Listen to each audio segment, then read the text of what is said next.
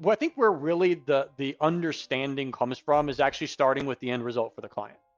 So what most financial advisors want is to look at their portfolio, which is basically a collection of accounts, and inside those accounts are generally models.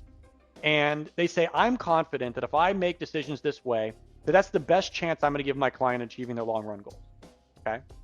Now, if there was no such thing as a crisis, if there was no such thing as massive recessions that came along, we really wouldn't need asset management. You'd have a diversified portfolio with the asset classes that make sense to that client, and you let it just sit there.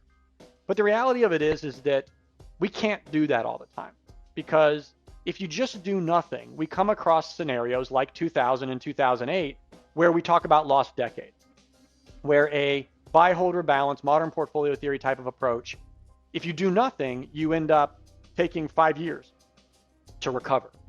That permanently alters the financial plan, right?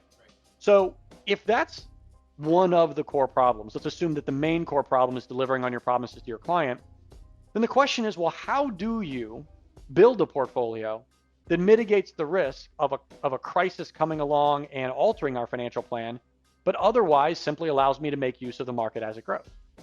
And that's really where the world of quant comes in.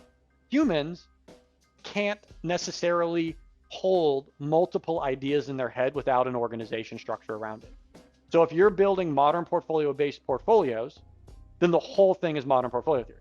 If you're building trend-following portfolios, then the whole thing is trend following. The problem is there's no one set of mathematics that works all the time.